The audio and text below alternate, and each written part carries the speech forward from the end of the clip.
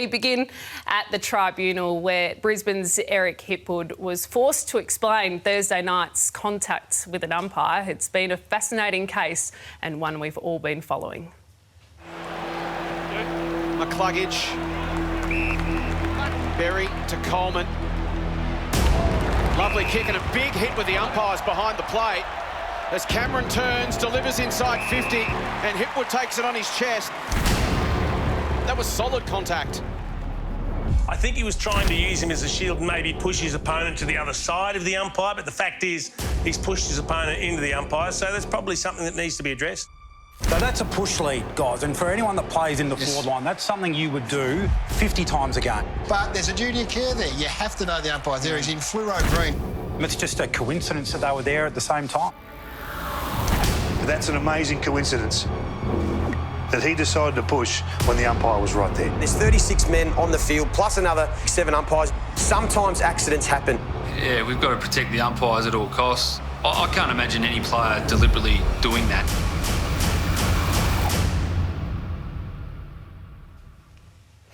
Well, it's been heavily debated over the past 5 days or so. Let's head to Drew Jones in the newsroom, who has been following this 2-hour tribunal hearing. Drew, what can you tell us? Robbo and Kath, not all Tribunal Tuesdays are created equal. This was absolutely fascinating. And I guess the full gamut of potential situations and results was on the table, because this is such a unique incident. We haven't seen it that often, and we had to get inside the mind of Eric Hipwood, because he didn't just bump a player in the head or tackle them dangerously.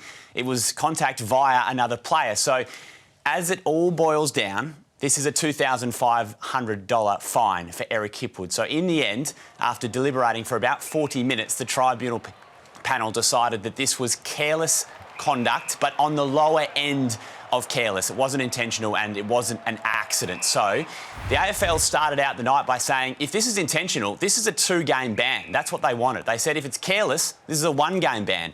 They weren't looking for anything else. They acknowledged, though, that a fixed financial sanction was also an option for the Tribunal. Adrian Anderson was legal counsel for Brisbane, and he wanted this to be deemed as purely as an accident and there to be no punishment for Hipwood whatsoever. So, as I said, getting inside the mind of Hipwood was key tonight.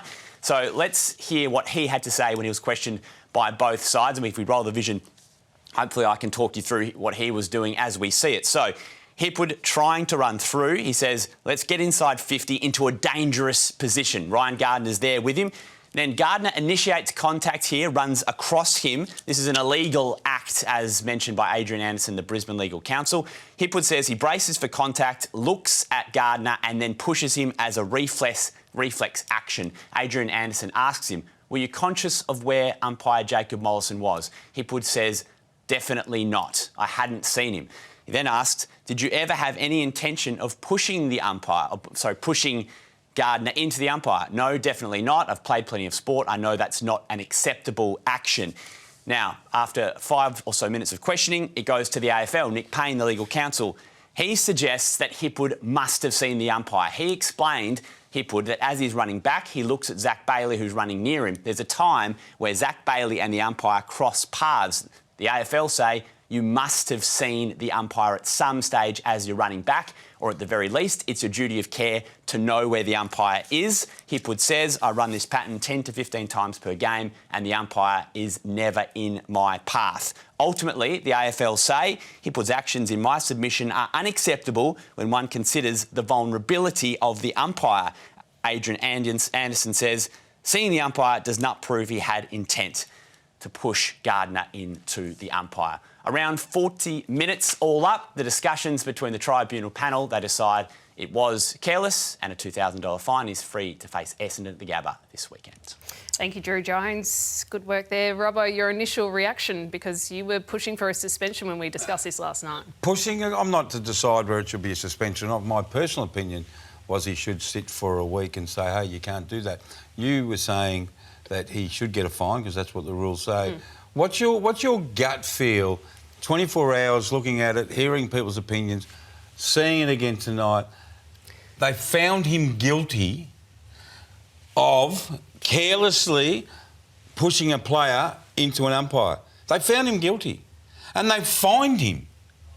How can that... This is not careless contact with an umpire that we see at the centre square, Kath. It's not. This is careless contact of you pushing a person into an umpire. It's major different. Now, I know people disagree with me, but I am staggered. Again, what's your gut feel? Well, you have to take him for his word, and tonight he said he did not see the umpire, so it was not intentional at all. It was an accident, and these rarely happen in our game. But it didn't find it an accident. The tribunal found it guilty of careless behaviour. So it's not an accident. They haven't deemed it an accident. They've found him and fined him. So they've actually found him guilty of doing something that you're not allowed to do.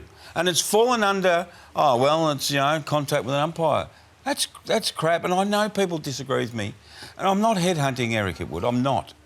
But in a year of looking after umpires, where the AFL at times has let umpires down and really supported umpires at other times, to have this happening off the ball, I'm a bit bewildered.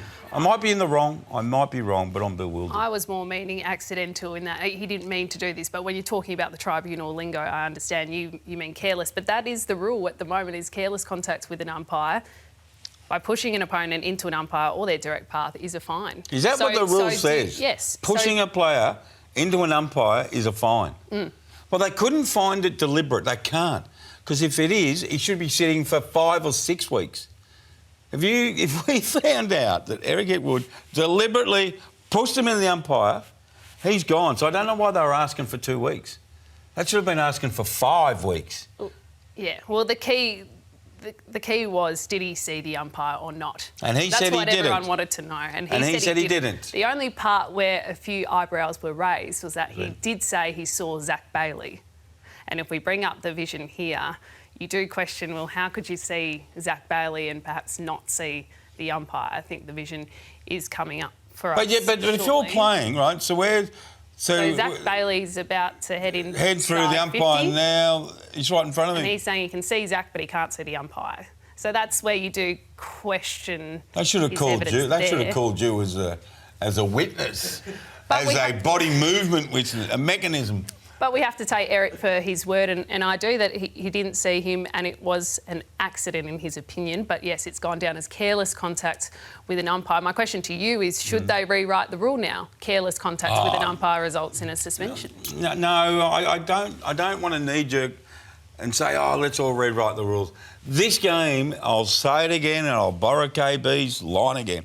This is a very unique game, and this game continually throws up stuff. You think, God, I haven't seen that before. How can this happen in this wonderful sport of Australian rules?